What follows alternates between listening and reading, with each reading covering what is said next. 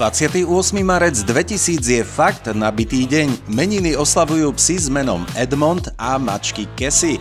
Takže ak máš doma nejakého chlpáča s týmito menami, dnes si zaslúži extra maškrtku. A teraz sa poďme pozrieť na poriadnu jazdu dejinami.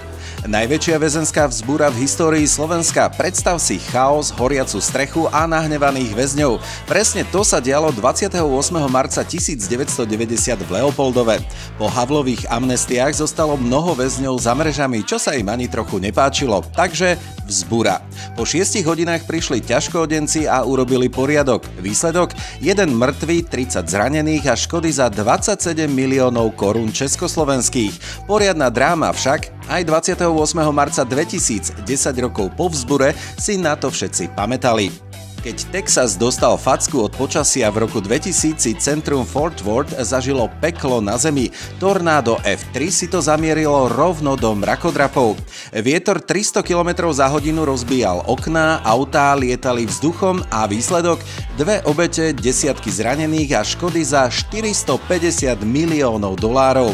A ten ikonický mrakodrap Bank One Tower? Takmer ho to zložilo. V roku 2006 ho radšej zbúrali.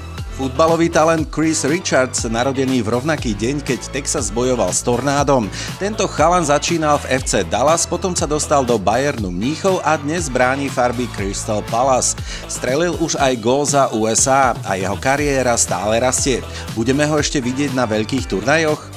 Medzitým vo vesmíre NASA mala v roku 2000 poriadne nervy. Stratili 2 sondy na Marse. Mars Polar Lander si pomýlil signály, vypol motory prískoro a narazil do povrchu rýchlosťou 80 km za hodinu. A jeho kolega Mars Climate Orbiter, ten havaroval ešte skôr kvôli zámene metrických a imperiálnych jednotiek. Znie to ako sci-fi komédia, ale NASA sa poučila. Dnes sú ich misie na Mars oveľa úspešnejšie. Tak čo, spomínaš si na tento deň, alebo si vtedy riešil, ako prežiť bez mobilu s internetom?